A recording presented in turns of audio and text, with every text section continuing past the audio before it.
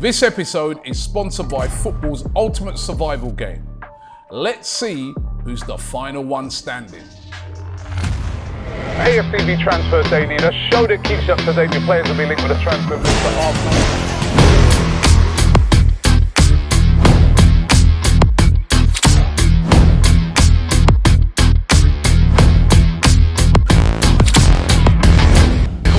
To AFTV Transfer Daily, the show that keeps you up to date with players that have been linked with a summer transfer move to Arsenal.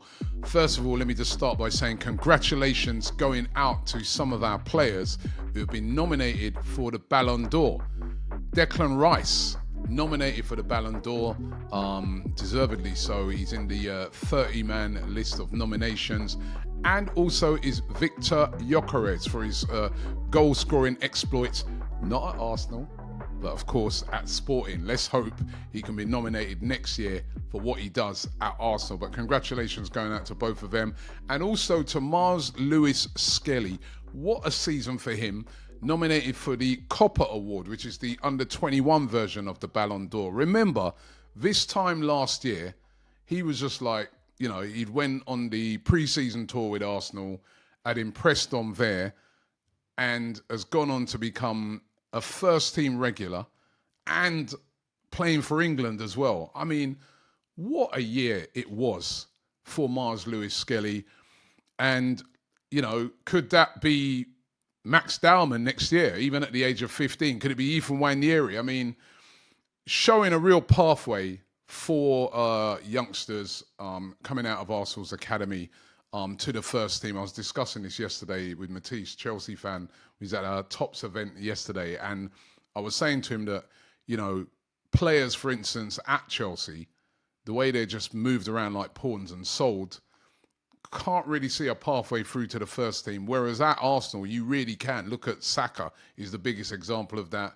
And how many, you know, despite all the transfer rumours that I come with every day and that, you know, the real foundation of Arsenal's team at the moment is the players that have come through the academy. So congratulations going out to them. Also to the women as well. Loads of nominations from our women's team. Of course, they were European champions.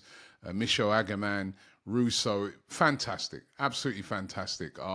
So great to see. Shows that there's a lot of quality in both the Arsenal men's and women's team.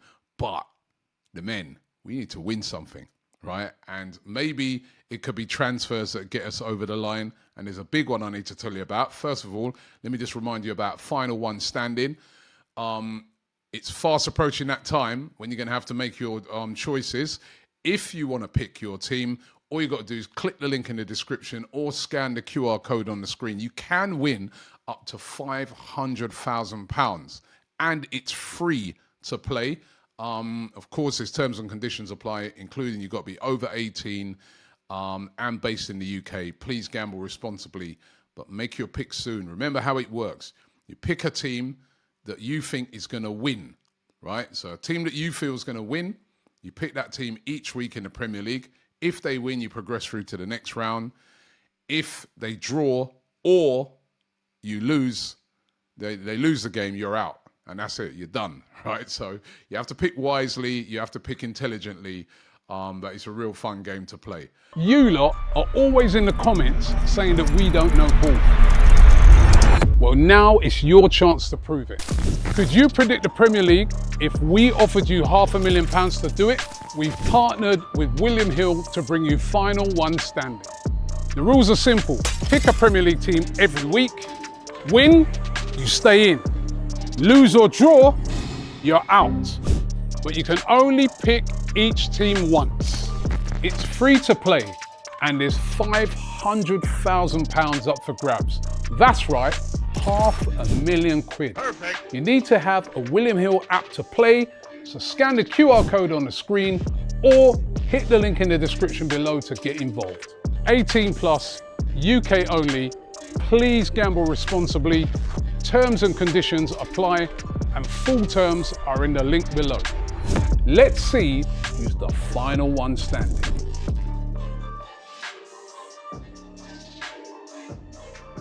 Now, transfers. This one is really, really interesting because Arsenal being linked again, and they have been right throughout the window, with a move for Rodrygo of Real Madrid. However, there's a little bit of a difference in the link this time. And these rumours are coming from Sport and the Times newspaper over here in the UK, who claim that Arsenal are exploring a loan move to try and get the deal for Rodrygo over the line. I think it's plain for everybody to see we've got an issue on that left-hand side. Arsenal could do with a left-sided player. Rodrygo, of course, world-class player in that position.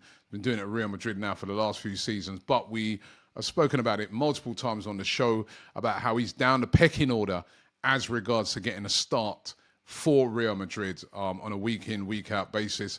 Now, the rumours from both of these two sources are claiming that Arsenal held discussions with Real Madrid about the possibility of a loan. Now, they've discussed a loan with an obligation to buy. That would be, if this is possible, would be what Real Madrid would be looking for. They've also apparently had discussions around his salary, which is said to be over £200,000 a week. What any possible deal would be that both teams would share the wages. That would appeal to Arsenal. Wouldn't have to make that massive outlay on Rodrygo's wages. Could this deal happen? This would be, something that would really suit Arsenal. You get this player in, he's on loan, and, you don't have that big outlay unless there was an obligation to buy, then, at the end, but you'd be getting a world-class player through the door without having to outlay the £86 million, which Real Madrid are looking for him right now. So going to be interesting to watch this one. Remember, there's other teams interested in him as well. Liverpool, they need a left winger. Luis Diaz has gone, right? And also PSG said to be eyeing the situation as well. But one to watch there before the end of the transfer window. Could Rodrygo leave on loan? Don't discount that. Another one that Arsenal apparently looking on is Ademola Lookman. Now, I revealed on the show exclusively about 6 weeks ago that Arsenal were in talks with his representatives. That was a fact. Everybody went with it after that. And, they were in talks with him. Talks don't mean he's definitely coming. He's been more heavily linked with a move to Inter Milan. Inter Milan have been trying to get him away from Atalanta. They haven't been able to do so.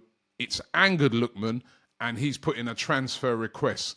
Now, Arsenal said to me, monitoring the situation very closely. They view Ademola Lookman as an alternative to Eberechi Eze if they can't get that deal over the line.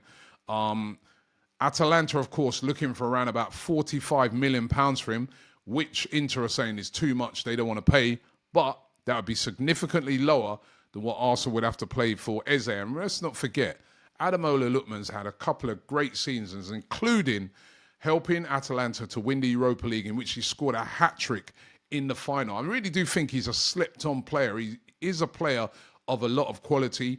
He is going to be leaving Atalanta before the end of the transfer window. There's no way they're going to be able to keep hold of him. But where will he end up? Could he be an alternative if Arsenal can't get Eze or a Rodrygo? One to watch. Eze, of course, is the player that most Arsenal fans would like to sign. The Times claiming today that Arsenal are ready to make an approach to get this deal done. We would all love to see that. I mean, this is literally every day we're talking about this. I spoke about on the show yesterday how multiple sources are saying that Arsenal may make an approach before the Community Shield on Sunday. Well, there's not a lot of time left before that Community Shield. I expect Eze to play in that. I mean, if he didn't play in that final, then he's definitely on the move. But I'd expect him to play in that showpiece, Community Shield final, which takes place on Sunday. The curtain raiser to the season.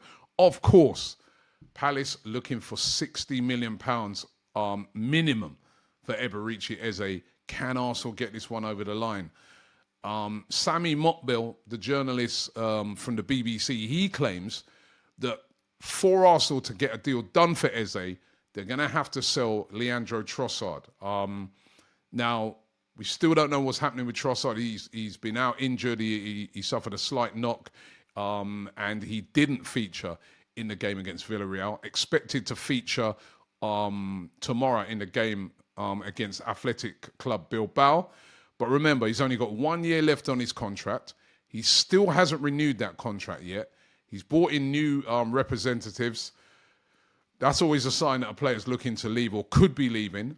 Arsenal do like him. Mikel Arteta does like Leandro Trossard. This one really is a waiting game. There's multiple clubs interested in him. If they can't get a sale of a decent price for Trossard, he could end up staying. But if not, if he does move, they're going to use that money, according to Sambi Mokbel, to get the deal done for Eze. He's claiming that, it really is dependent upon what does happen with Trossard. If Trossard stays, they won't move for Eze. So definitely a very important part in what's going to happen with transfers this season for Arsenal. He's going to be that domino effect. So it's an interesting one to watch. As is Reiss Nelson, of course. Sambi Mokbel also talking about him yesterday, claiming that Fulham want to get him, but they're trying to get him on a loan with either an option or an obligation to buy. Arsenal would rather the money up front. They're looking for around about £15 million for him, but Fulham prefer a loan, similar to what we're talking about with Rodrygo, with an option or an obligation to buy. He's definitely on the move this summer. Didn't feature against Villarreal during the week, despite the fact that he's been one of the better players in pre-season. He's looked really, really good. Come on. But will it be straight cash or will it be a loan with an obligation to buy? I also want to get money in, so one to watch. And Albert Sambi Lokonga, what is going to happen with him? He's not featured in any of the pre-season friendlies. He was over there in Singapore, over there in Hong Kong, didn't play the other night. Despite the fact that he's been with the squad, he's been training, all the hallmarks of a player that's on his way out of the club this summer. But where will he be going? Arsenal, they want to sell him ideally. He's only got 1 year left on his current contract, valued at around about anything between about £6 to £8 million. As I said, 1 year left. He's had previous loans at Luton and Sevilla. The Luton loan was pretty decent, to be fair. But then he suffered an injury. But where will he end up? It's probably looking like, despite the fact that Arsenal would love to sell him, it's probably looking like it could be a loan up until the end of his contract and then he leaves on a free. But it's going to be interesting to see what happens with Albert Sambi Lokonga. We talk about players coming in. We forget about players like this that are kind of in limbo, really. What does the future hold for him? What clubs really want him? He hasn't really played a lot, for people to see what he can do.